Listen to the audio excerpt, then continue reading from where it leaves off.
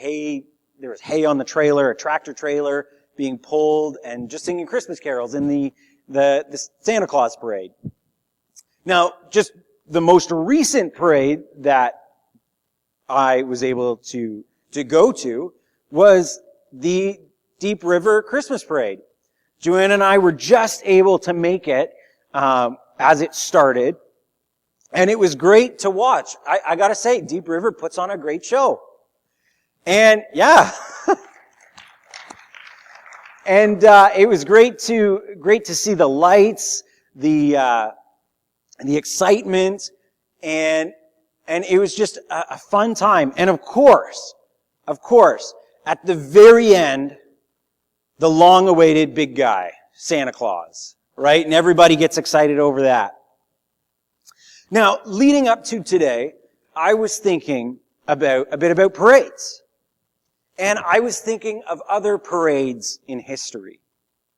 And I immediately thought of, partially just because I enjoy diving into the history of it, but I immediately thought of some of the parades that would have happened and did happen in European towns at the end of World War II, as their towns, as their country were liberated. And I was wondering, what would it have been like to be a Dutch citizen in the Netherlands in 1945, to be able to join together and celebrate the liberation of your country with Canadian soldiers? What would that have been like? After years of being under the control of an oppressive Nazi regime. And finally, that sense of freedom, that sense of it's over. A return to peace and a time of restoration. How would that have felt? Probably would have felt pretty surreal. And you might love a good parade full of people and excitement. You might think, like, if there's a parade of like Santa's coming, or we're celebrating a victory, I want to be there. Like, I love just being around people. And there's some of you that might think, whoa, tons of people. I'll watch on the TV if it's available. And whether you like joining together with lots of people, or prefer to sit at home, we all can think of things that we love to celebrate. Maybe you have plans to join together with family or friends this coming Easter and celebrate together. Maybe you plan to celebrate an upcoming birthday or an achievement, or there's an exciting graduation this year. We all like to celebrate something. And today being Palm Sunday, we remember Jesus riding into Jerusalem on a donkey. Now, this, when you really think of it, as just any person riding into Jerusalem on a donkey, is not a big deal. Right? There would have been countless people over the years who rode into Jerusalem on donkeys or had them pulling carts. There would have been people coming and going from Jerusalem. It was the Jewish capital. This was a happening place. And yet, for some reason, this guy gets a party. For some reason, Jesus on a donkey gets to be celebrated. See, no one wrote about Zechariah taking his donkey to town for grooming. Nobody wrote about Naomi rolling into town with her garments to sell children's clothes to join a local market. And yet, we have historic documentation from 4 people writing about this parade, this man riding a donkey. And we can be tempted to think of Jesus' story as just an interesting story. But we can't lose sight of the fact that not only was this a real moment in time, it was so important that people chose to remember it and write about it and celebrate it.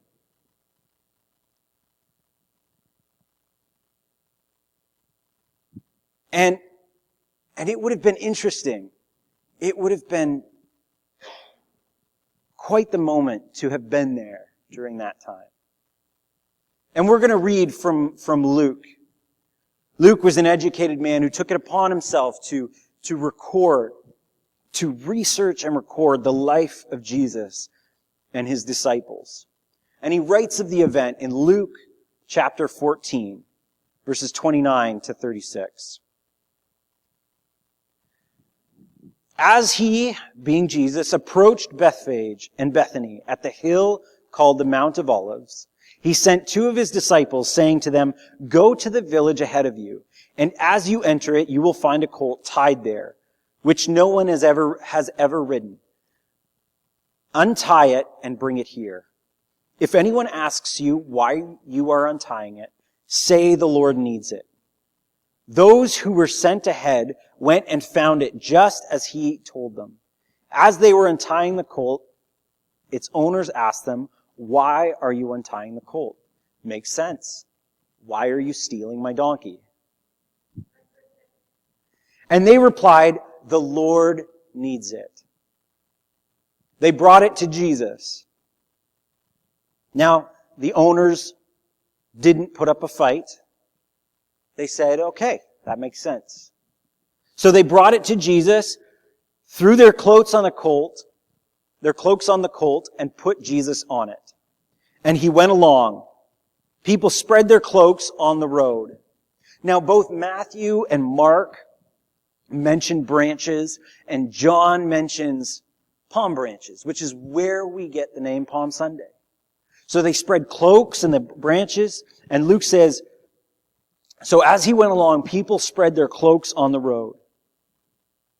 Verse 37, we continue. When he came near the place where the road goes down the Mount of Olives, the whole crowd of disciples began joyfully to praise God in loud voices for all the miracles they had seen. "Blessed is the King who comes in the name of the Lord.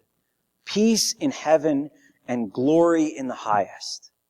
Some of the Pharisees in the crowd said to Jesus, "Teacher, rebuke your disciples." "I tell you," he replied, "if they keep quiet, the stones will cry out." I wonder if anyone around was saying, "Hey guys, shush, I want to hear this. I want to see these stones yell out." But with great fanfare, Jesus' disciples assembled in what Luke describes as a crowd. Now Jesus' disciples was the 12, the most famous 12, as well as the many disciples and followers that had assembled over Jesus' years of ministry as he's performed miracles and spoken such amazing wisdom and truth. And they gather together in this exciting moment of Jesus as he approaches the capital, the city where the temple of God is. And they begin to excitedly recite Psalm 118:26 in part. "Blessed is he who comes in the name of the Lord." And it would continue, "From the house of the Lord we bless you." If you were merely visiting Jerusalem, you would have seen the beginning of this procession, or you might have seen the beginning of this or stumbled upon it, and it would have most certainly piqued your interest. Because this was not an everyday occurrence. What would cause people to gather like this? What was all the fuss about? Joanne and I decided before we moved here, right before we moved here last summer, to go out for coffee. We picked a nice little cafe that's right on the water and pretty close to the downtown core. And once we parked and were walking towards it, we realized that there were some fences set up. There were some booths set up. And one of the typical pathways that you'd take was kind of blocked. And so we had to walk around it and then get to the cafe. And we couldn't help but notice that something was happening. And as we sat down and enjoyed our coffee, I kept kind of looking over because we could see it from where we were sitting and trying to figure out what in the world is going on. And I was distracted trying to figure out what all the fuss was about, why people were assembling there. There was a guy at kind of the entrance. It didn't look like he was collecting fees, but he was counting off how many people entered. And I was, what is going on here? Why hadn't I seen any advertised? Why wasn't I told? This seemed like a decently big deal. And again, if you were visiting Jerusalem, maybe you would have seen the beginnings of this crowd. And you would have thought, what is going on? What are people shouting about? Who's this about? What's this about? Why didn't I see the signs put up? Why was this not on the public boards? And I can guarantee you that what was happening that day was much bigger than the rib fest that was happening in Peterborough.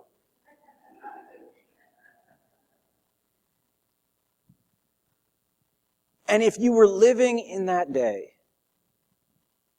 maybe you would have made some connections of some similar processions, of celebrating generals or kings as they entered a city for an official visit or to celebrate a victory. Now, Psalm 118, the verse that they were quoting of comes from Psalms 118. And it was a traditional song that you might hear people saying or singing as they approach Jerusalem.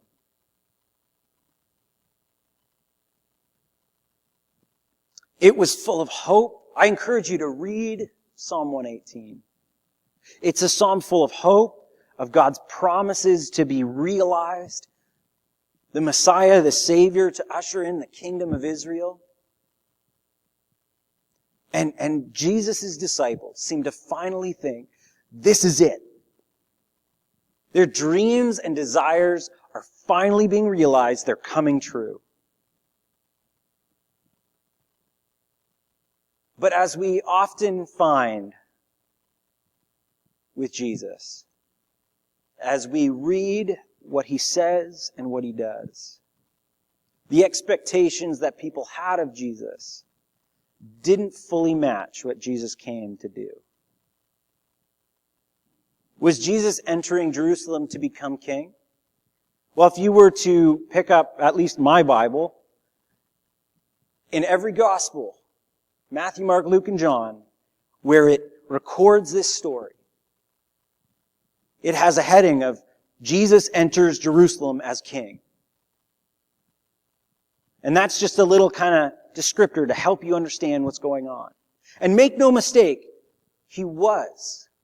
This was very much about Jesus as king.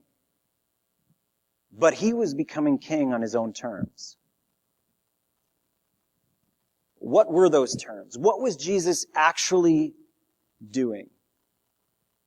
See, there was a lot of people around, people celebrating the parade. We see of the Pharisees saying, quiet. Jesus, tell your disciples to be quiet, to stop this, rebuke them. And maybe that was because they were concerned of the unrest that this was causing. You see, there was already a king in the area. There were already authorities. There were Romans. There had been many times of unrest and people had died because of it. And it usually only made the government crack down even harder. And so maybe the Pharisees were thinking, Jesus, tell them to stop because we don't want the trouble this brings. Or maybe they were concerned about their own authority, their own understanding of, and their own desires. So what was Jesus actually doing though? Was he trying to incite a riot? Was he trying to take the city by force? What was Jesus doing? Isn't it great when Jesus just tells us what he's doing? And sometimes he does, sometimes he doesn't, sometimes he gives us clues. And in the same chapter of Luke, if we read right before his entry, Jesus tells a parable to explain a bit of what he is there to do and to be.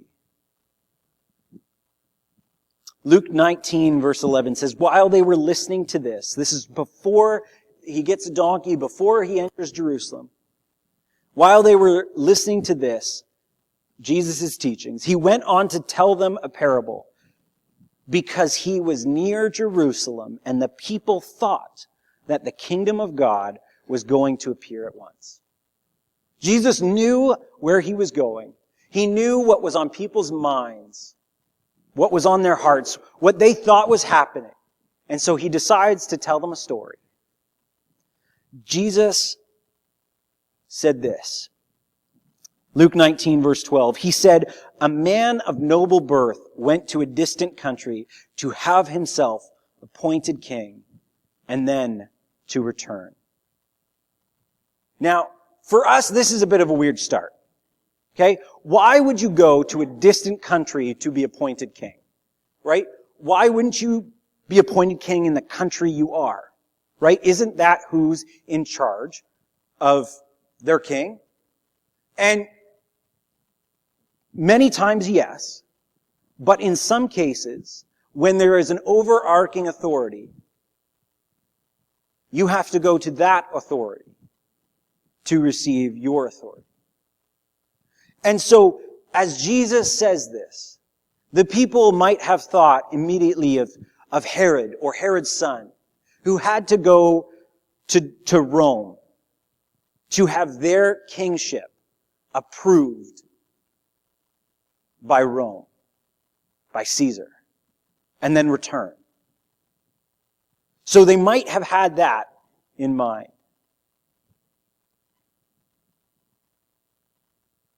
So this wasn't necessarily a weird way to start, but Jesus is making a point about himself. And knowing what's ahead, Jesus tells this story. And the king that is going to be appointed to receive his kingship, Jesus tells that he makes a plan. He entrusts his servants with his belongings to take care of. And this is what happens. Luke 19, verse 13. So he called 10 of his servants and gave them 10 minas. Put this money to work, he said, until I come back. Now, a minas wasn't a large sum of money, but he gives it to them and says, put it to work and come back until I come back. And it says, but his subjects hated him and sent a delegation after him to say, we don't want this man to be our king. He was made king, however, and returned home. Then he sent for his servants to whom he had given the money in order to find out what they had gained with it. The first one came and said, Sir, your mina has earned 10 more.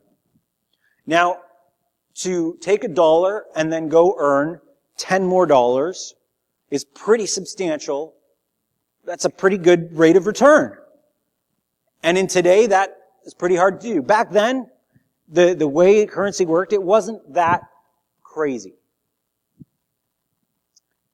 So he comes back and says, hey, your mina has earned 10 more. Well done, my good servant, his master replied, because you have been trustworthy in a very small matter. Take charge of 10 cities. The second came and said, sir, your mina has earned 5 more. His master answered, you take charge of 5 cities. That's a big leap. Those are big leaps of authority. Then another servant came and said, sir, here's your mina. I have kept it laid away in a piece of cloth. I was afraid of you because you are a hard man. You take out what you did not put in and reap what you did not sow. His master replied, I will judge you by your own words, you wicked servant. You knew, did you, that I am a hard man, taking what I did not put in and reaping what I did not sow? Why then didn't you put my money on deposit so that when I came back, I could have collected it with interest? Then he said to those standing by, take his mina away from him and give it to the one who has 10 minas. Sir, they said, he already has 10. He replied, I tell you that to everyone who has, more will be given. But as for the one who has nothing, even what he has will be taken away. And as we continue to read and draw parallels to Jesus' story, we see that that Jesus' story plays out. Jesus' subjects, the creator of the world coming to be with us. We see his subjects, the Pharisees, the scribes, the Jewish teachers, the priests, the very people who are meant to be in a position to support divine authority, reject the very king they were waiting for. Luke 19:14 says, but his subjects hated him and sent a delegation after him to say, we don't want this man to be our king. And we see that in the Pharisees' response as Jesus is entering. They say to Jesus, teacher, rebuke your disciples. Stop this. Don't let them proclaim what they are saying. You can't be our king. And their sentiment would be more clearly stated in the days ahead. We read in John 19:15, but they shouted, take him away, crucify him. Shall I crucify your king? Pilate asked. We have no king but Caesar. The chief priest answered. We have no king but Caesar. The attitude of the servants, this servant is evident in they knew the plan, but they wanted to stop it. They wanted to keep the power for themselves. They didn't want this king. They hadn't accepted their king. They wanted the authority for themselves, or somebody of whose authority they approved of.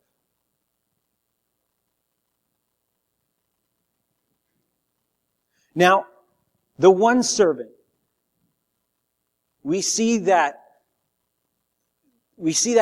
two of the servants, they accept the authority given them, and it plays out in the way that they behave and act. They take what is entrusted to them. They embrace the kingdom of this new king in order to expand its wealth. And yet, the final servant, he says this. He says, I was afraid of you because you are a hard man and take what you did not put in and reap what you did not sow. You see, if you take that at face value, you trust this servant and his words about his master. You say, okay, well, I mean, it makes sense. Like I don't want to lose his money, and I know how angry he gets with his money. But the master, being a wise master, could read through the words of that servant, read into his heart.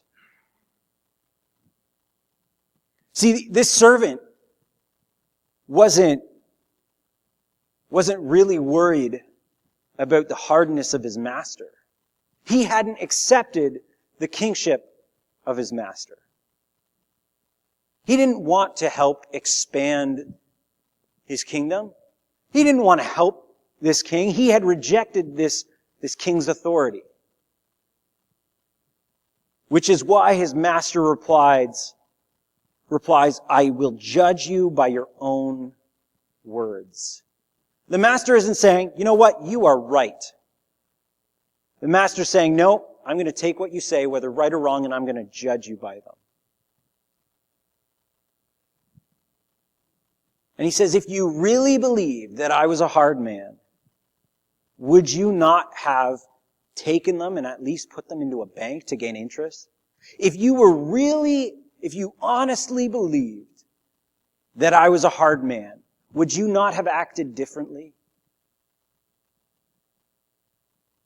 See, the master knew that the problem was not that he was a hard man.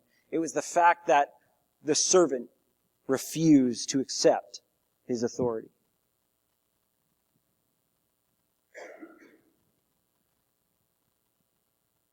The servant, his actions spoke louder than his words. And he had shown that he had not accepted his master's authority, his master's kingdom.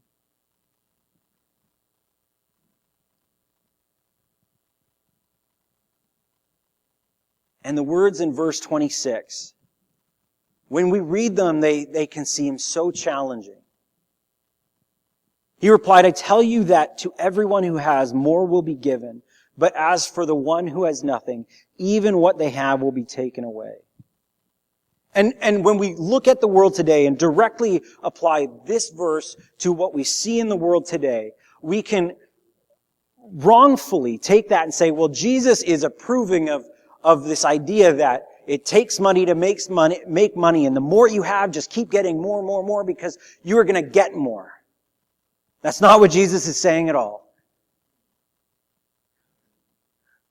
When we see Jesus' life and his actions, the people that he cared about, the people that he showed love to. Now, he showed love to everybody, but the people that he spoke softly to were the ones who had nothing. And so Jesus is absolutely not telling them, hey, you got nothing? Whatever you got is going to be taken away from you. What he's saying is, those that have embraced the kingdom, those who have accepted the rule and authority of God and of Jesus himself, they will receive more and more and more.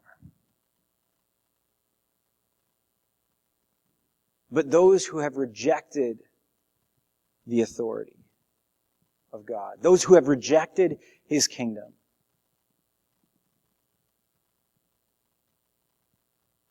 usually rejecting it in an attempt to cling to worthless things, they'll lose whatever they have. And again, Jesus' parable ends with something that can give us quite a shock today.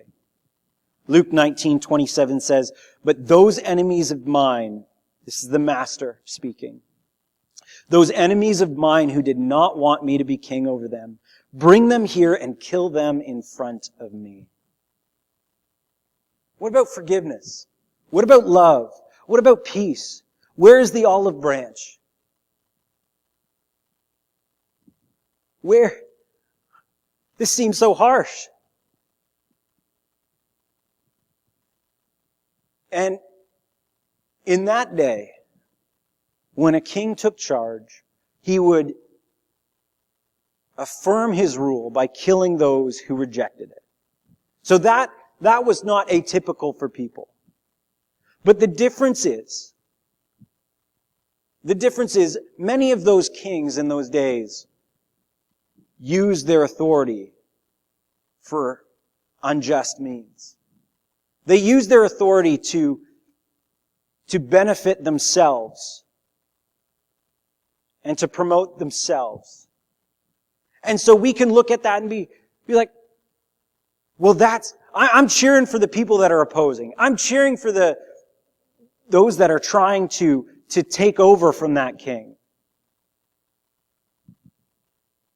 But what happens when a king comes and rules with justice? What happens when a king comes and offers true peace? What happens when a king comes and he rules for the benefit of all those in his kingdom?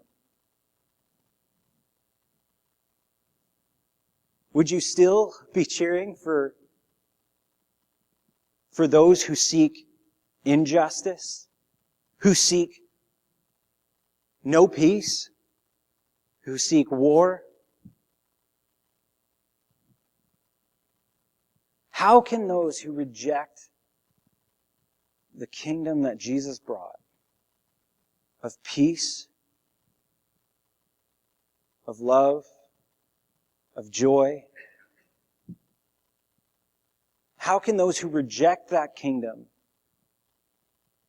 receive what they are rejecting? How can those who reject the very source of life receive life itself? They can't.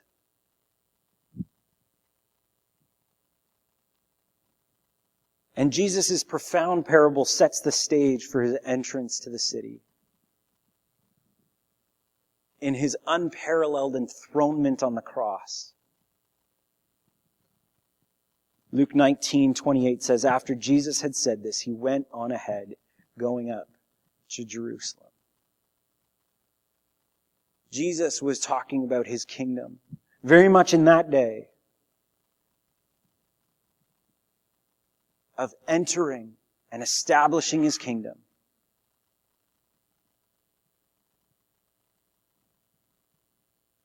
And yet, it still challenges us today. If you had been there, observing that parade, from a distance, without taking part, you could have stood there and just watched and like, okay, like I don't want to be a part of this. And there were many people who would have seen what happened and did not take part. And yet, each one of us, each one of them, need to make a choice. Need to make a decision on who this Jesus really is.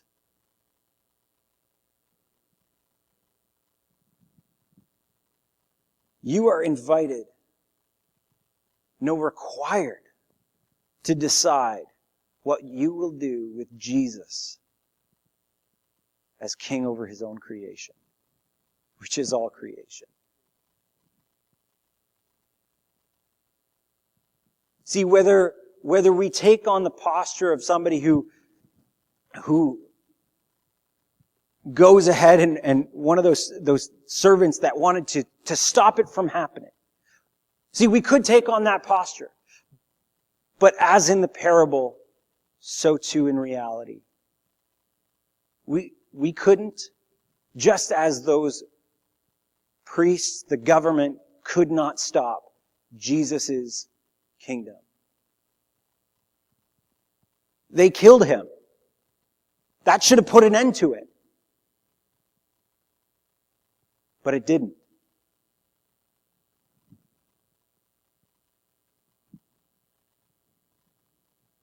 See, in that time, some embraced him, others rejected him, and some ignored him, which was just as much a rejection.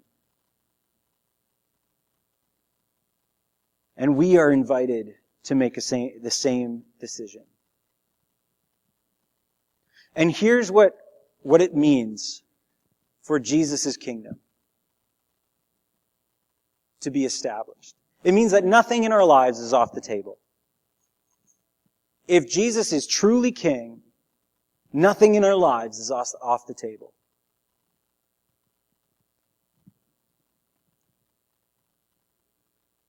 Will you let Jesus be king over your possessions? In Jesus' parable, we see the way that they handle their possessions ultimately has to come back to the master. Will you let Jesus be king over your possessions? He doesn't need what you have. He doesn't need for you to give $50 to Real Hope and then you're guaranteed $100 or more. No. Absolutely not. But He calls us to lay down what we have and say, Jesus, you are master of what I have. Just as those people who had a donkey, which would have been a substantial part of their possessions. The disciples came and said, the master needs it. And they let him have it. If you had had that donkey, what would you have said?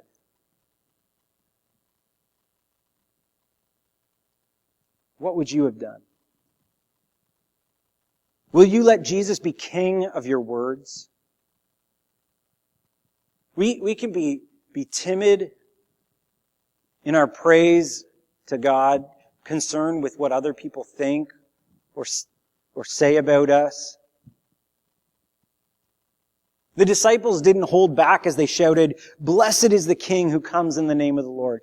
Peace in heaven and glory in the highest." Will you let Jesus be king of what you say?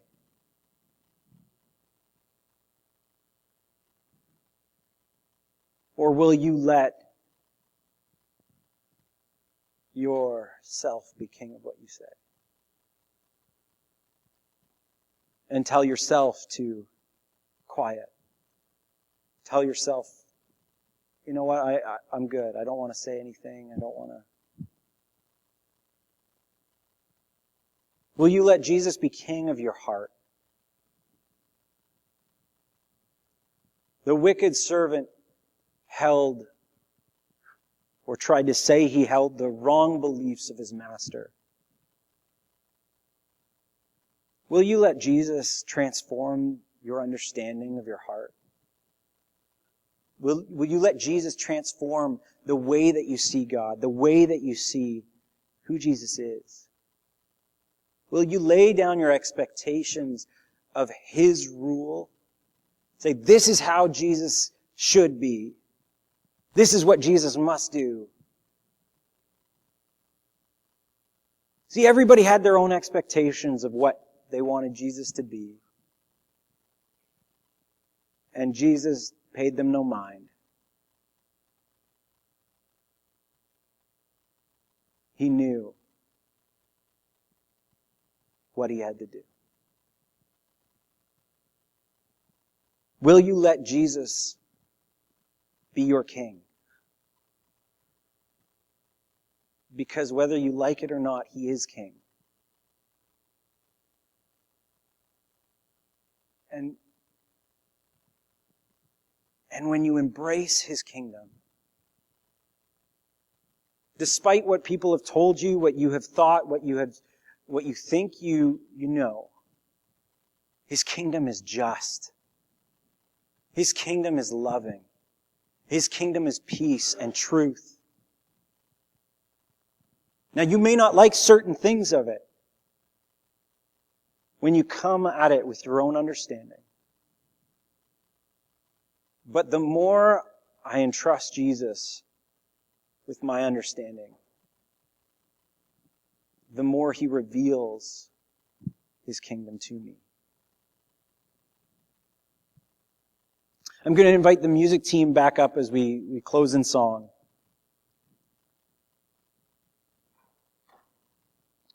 It's interesting, one of the things that you read about Jesus, his life leading to his enthronement, is he was constantly serving people.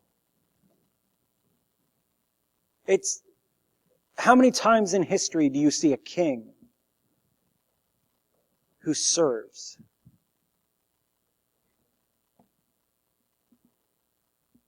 And we are challenged with the authority offered us to do the same thing as we invite Jesus to be king over our lives. Now, as Jesus drew near to Jerusalem, he began to cry.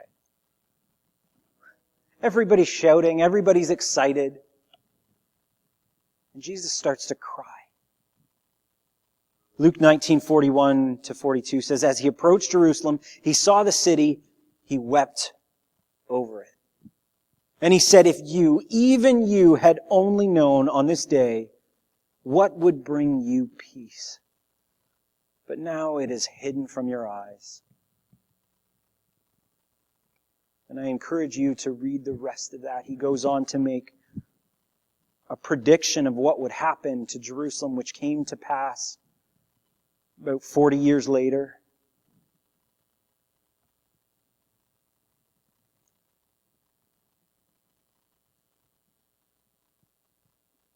But Jesus says, if you only you had known this day what would bring you peace. There is no parade here. There's no donkey. There's no disciples laying down their coats or palm branches or any of that. But Jesus is very much calling you to recognize him and recognize who he is and what he came to do. For disciples of Jesus, for Christians, we are called to continually acknowledge Jesus as King. And remember, nothing is off the table. The one who has saved us invites us to participate in announcing his kingdom.